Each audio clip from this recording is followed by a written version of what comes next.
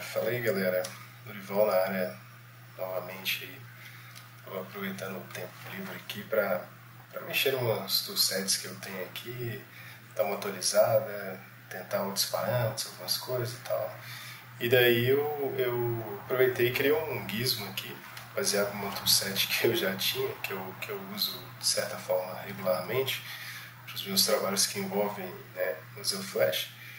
Então eu resolvi transformar o toolset num gizmo e mostrar para vocês a ideia aqui. De repente, se alguém quiser usar, eu posso compartilhar.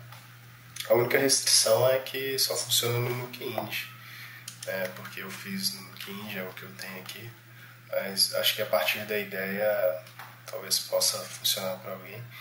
E, de novo, a minha intenção não é ensinar ninguém a fazer mesmo Flash, né? Até porque isso varia de trampo para trampo, de diretor para diretor, e assim vai.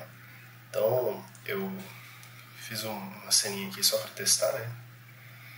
Para ver se estava funcionando, que à medida que você vai fazendo o gizmo, você tem que ir testando para ver se rola ou não. Eu confesso que esse aqui já é a minha versão 4, que eu fui só lembrando de uma coisa que ficou para trás, ou alguma coisa que podia, né, acrescentar ou substituir uma ferramenta de outra ali e tal, um node de outra, né?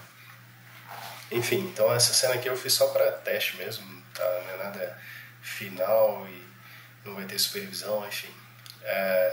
Então eu peguei esse plate aqui no site, esse site aqui, né? Action FX. Para quem não conhece, acho que a maioria de vocês deve conhecer. Mas enfim, eu peguei esse aqui, uma dessa sequência aqui, peguei esse take aqui, né? Para brincar, para testar. E, bom, vou mostrar para vocês como funciona o gizmo. Eu peguei um asset de um trampo que eu fiz um tempo atrás, só para que eu achei que era um que podia funcionar legal para esse exemplo. Então vamos lá. Eu já sei que o cara aqui, ele dá o primeiro disparo no frame 37, né?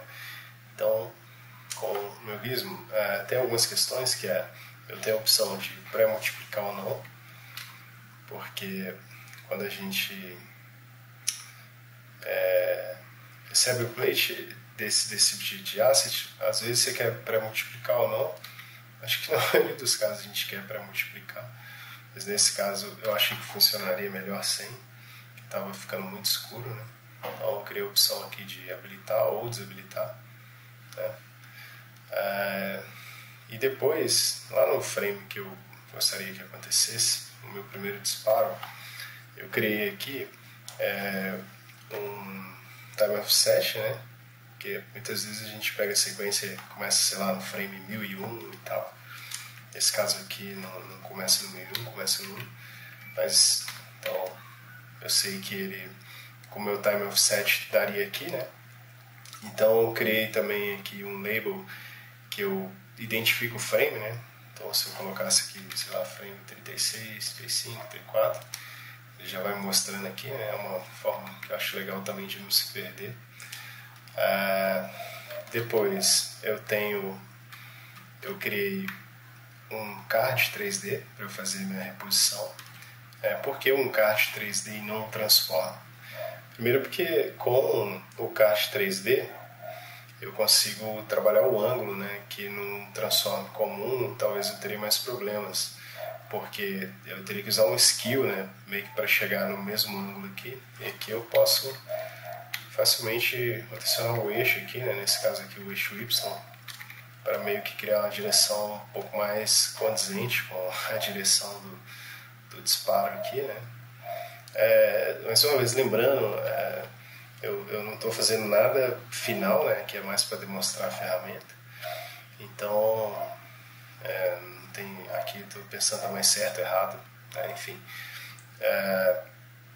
E daí depois eu tenho um reformat, porque digamos que o tiro está, nesse caso aqui não, mas sei lá, o cara está tirando aqui, e aí para eu evitar um bounding box, né, então já tem a opção aqui de trabalhar, no caso o meu projeto é 1920 por 1080, né? E aí depois aqui, logo abaixo, eu tenho o glow, né? Então eu posso já começar a brincar com o globo no Muzzle Flash. Posso trabalhar algumas coisas, né? Sei lá, intensidade, enfim, eu tenho o controle que eu quiser aqui. E eu também posso aqui, ó, colorir ele, né? Posso, sei lá, deixar ele mais saturado, menos saturado, né? Então tem esse controle aqui também. Então, sei lá, digamos que eu queria algo saturadão, né? Não tem nada a ver com a cena, mas enfim, para mostrar aqui. E logo abaixo eu tenho a opção de highlights, porque ele, a gente olhar o nosso Muzzle Flash, ele tem volume, né? Então deixa eu meio que resetar aqui. Ele tem volume, né? Então aqui, ó, eu consigo controlar a intensidade do meu highlight. Talvez aqui não dá pra ver, mas ó, posso trabalhar esses aspectos, deixar ele mais ou menos, né, com mais ou menos highlight. Então tem esse controlador aqui também. Às vezes é legal, né, mas às vezes é imperceptível também, mas isso talvez dependendo da correção de cor que for feita, dá pra ver em destaque, né? Ó. Então eu tenho parâmetro para brincar aqui também com highlight. E aqui eu criei uma nova aba que nada mais é para uma situação que eu quero evitar justamente isso, de deixar o Muzzle Flash muito flat. Então eu posso brincar um pouco aqui, né? Meio que para criar, sei lá, uma ideia de textura, né? Então nada mais é do que um noise aqui, né?